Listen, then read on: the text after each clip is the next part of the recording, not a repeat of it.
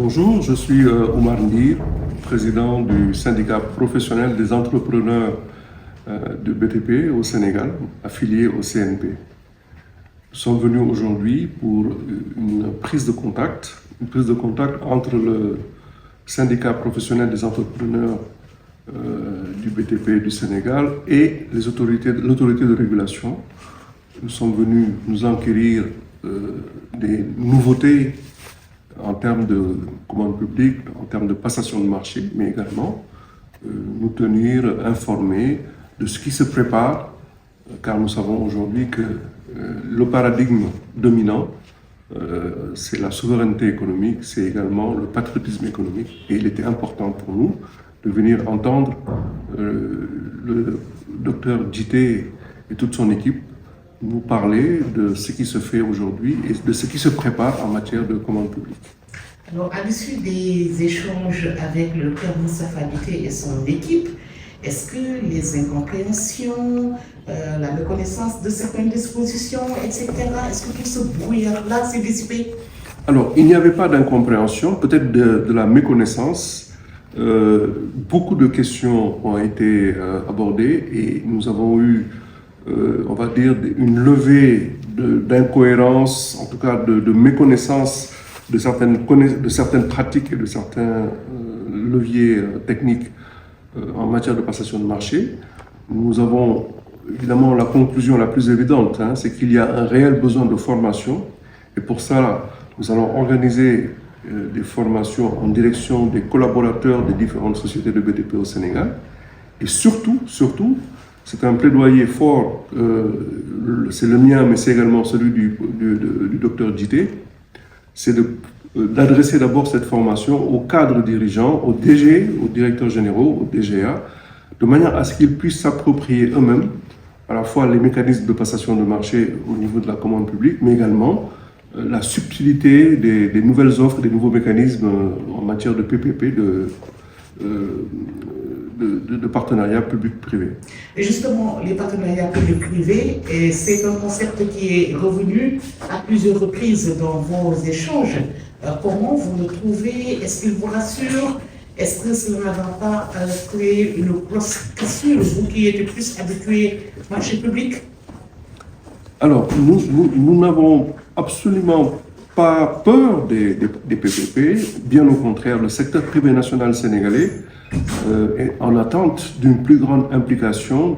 Il tend le bras, il tend la main à l'État, car il souhaite, le secteur privé national, en tout cas de la construction, souhaite davantage être associé au programme prioritaire de l'État. Je pense que nous avons besoin d'être mis sur la piste, que l'État puisse nous expliquer quelles sont ses attentes en matière de projets prioritaires. Et nous avons besoin également de temps pour développer des marchés, structurer des financements et venir avec l'État, auprès de l'État, avec des offres bien structurées. Ce travail, nous avons décidé de le lancer avec l'ARCOP, mais nous allons le poursuivre également avec d'autres autorités, d'autres agences et d'autres organismes d'État. Je veux citer par exemple l'APIX, la GEROUTE, l'ONAS, autant de composantes et de sous-composantes de l'État qui sont titulaires de l'autorité et de la commande publique, avec lesquels nous pouvons évidemment bâtir un vrai projet, un projet programmatique permettant de résorber le déficit d'État en matière d'infrastructure et de répondre aux besoins exprimés par les populations. Alors, Monsieur Ndir, quel exemple vous pouvez donner pour rassurer les populations? Parce qu'in fine, les politiques publiques que vous allez mettre en œuvre sont au profit des populations. Et pas tout le monde, mais en tout cas, il y a une grande majorité qui n'a pas une bonne perception de la qualité du travail du secteur privé. Est-ce que vous pouvez nous donner des exemples qui démontrent cette perception-là, ou bien nous expliquer, si tel est le cas, comment vous allez faire pour changer cette perception? Alors, il est difficile de venir à l'encontre d'idées préconçues. Aujourd'hui, il y a des clichés, des stéréotypes qui sont formulés à l'encontre du secteur privé national de la construction. Beaucoup de Sénégalais, que ce soit dans le cadre privé ou public, critiquent les entrepreneurs sénégalais en les qualifiant d'incompétents, de personnes qui ne terminent pas les chantiers, de corrompus, etc. Je voudrais, avec vigueur, m'opposer à ces affirmations, les battre en brèche et dire que cela n'est absolument pas vrai, ce n'est pas une généralisation, il ne faut pas stigmatiser le secteur privé national de la construction, qui compte en son sein des entreprises nationales, des entreprises qui ont à la fois pignon sur rue, mais qui ont également eu à bâtir non seulement les infrastructures sénégalaises, mais à bâtir les infrastructures de la sous-région. Ces entreprises sont connues, elles sont respectées, à la fois des bailleurs nationaux, des bailleurs multilatéraux et bilatéraux, mais également elles sont respectées au sein des pays de la sous-région. Donc, malheureusement, nul n'est prophète en son pays, et il y a comme une sorte de volonté ou de propension très sénégalaise de vouloir trouver que ce qui est fait au Sénégal n'est pas bon. C'est faux. Les entreprises sénégalaises sont solides, elles sont de construction sont solides, elles sont très compétentes. Les ingénieurs qui composent ces entreprises-là sont bien formés et ils sont la fierté du Sénégal, et je pense que cela, il faut le comprendre. Maintenant, par rapport à la manière dont nous adressons ces questions-là, nous voulons communiquer davantage et nous avons commencé à le faire. Nous sommes de plus en plus en discussion avec les autorités pour lever les incompréhensions. Nous allons également, nous n'allons plus hésiter également à aller sur les plateaux de télé pour échanger et discuter un petit peu de des particularités de nos métiers et également des difficultés que nous rencontrons pour que les citoyens sénégalais les comprennent. Dernière initiative, nous comptons pour le compte, vraiment c'est une initiative du secteur privé, nous voulons lancer une grande offensive pour les logements sociaux. Cette offensive, de manière simple, consistera à fédérer les entreprises du secteur privé, BTP, construction, immobilier, les promoteurs immobiliers, les architectes, les banques, etc., autour d'un consortium qui va construire à horizon 5-10 ans 300 000 logements en suivant la politique de pôles territoriaux de l'État.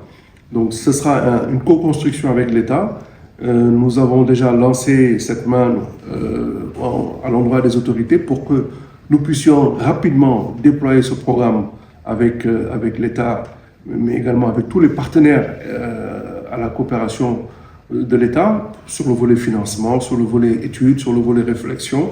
Nous sommes en train déjà de discuter avec certains partenaires institutionnels du Sénégal, et je pense que cela sera une démonstration du savoir-faire sénégalais, du génie sénégalais en matière de construction, mais surtout en matière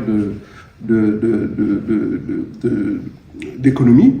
Un projet comme ça, et je m'en arrêterai là, est très structurant dans la mesure où nous pouvons créer une vraie chaîne de valeur, nous pouvons industrialiser la construction en mettant parallèlement au programme de construction de ces logements, de ces villes, de ces infrastructures, nous pouvons mettre en place une vraie industrie de la construction, fabriquer ici localement des portes, de l'étanchéité, de la peinture, des sanitaires, tout ce qui permet d'avoir un bâtiment et d'y vivre.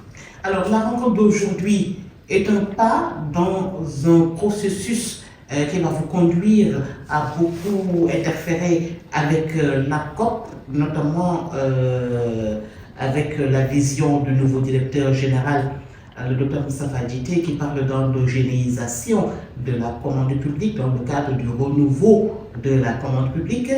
Les discussions ont eu lieu aujourd'hui, des formations sont annoncées, des journées d'études sont annoncées. Globalement, vous repartez, vous sortez de cette réunion avec quel état d'esprit? Alors, nous sommes très satisfaits de la fois de la nature des échanges, mais de la qualité des échanges, du haut niveau technique des fonctionnaires que nous avons rencontrés. Nous avons abordé tous les sujets. Parmi ces sujets-là, celui qui a retenu notre attention, c'est effectivement l'endogénisation de la commande publique. Et celle-ci permet d'avoir, on va dire, une approche plus inclusive du secteur privé national. Il faut que le secteur privé national soit radicalement et de manière mécanique inclus dans tout le programme de construction nationale.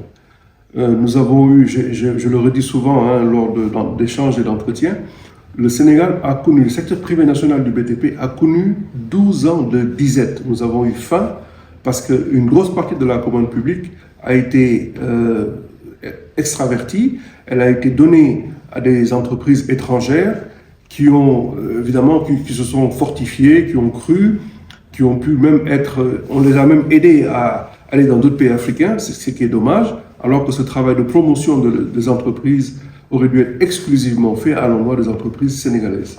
Donc il est temps, et ça je pense que le directeur de l'ARCOP et ses collaborateurs sont des défenseurs ardents de l'entreprise sénégalaise, il est temps que cela se soit traduit par voilà, une prise en charge, une prise en compte effective dans les textes, faisant en sorte que le contenu local ne soit pas de la cosmétique, mais devienne une vraie réalité avec des résultats et un impact. Il faut de l'impact à la fois sur l'économie, mais également sur les emplois. Mais reconnaissez quand même, monsieur, dire que dans le cadre juridique et réglementaire de la commande publique de manière générale, il y a beaucoup de mesures incitatives qui ne vous profitent pas malheureusement, que vous ne connaissez pas. Et c'est dans cette perspective que la COP compte accompagner le secteur privé national, l'administration, pour la construction d'un Sénégal souverain et prospère. Alors, il y a beaucoup de textes que nous ne connaissons pas, mais il y a également beaucoup de mécanismes que nous connaissons, mais qui ne sont pas pris en charge par nos textes. Et nous sommes également forte de propositions. Je pense que si vous prenez la somme des intelligences qu'il y a dans les organismes comme l'ARCOP et dans les entreprises privées, nous pouvons arriver, comme l'ont fait les politiques au Sénégal il y a quelques années, à des documents consensuels, des documents qui vont traduire un réel élan de solidarité entre acteurs économiques, et entre les acteurs économiques et l'État, et permettant le but ultime d'atteindre le but ultime, à savoir la consolidation du secteur privé national. Nous avons un secteur public qui est compétent, qui est structuré, qui est copié, qui est admiré, mais nous avons également des entreprises sénégalaises qui sont connues, reconnues et qui ont également une bonne pratique, une bonne connaissance des pratiques internationales. Si nous nous mettons ensemble, nous pouvons voilà, arriver à passer au-delà des obstacles et à construire ensemble des modèles de collaboration, de contrats, qu'il s'agisse de marchés publics ou de PPP, qui soient à l'avantage à la fois du Sénégal, mais des entreprises nationales, des entreprises sénégalaises. Louis Mir, merci beaucoup. C'est moi qui vous remercie pour cet aimable entretien.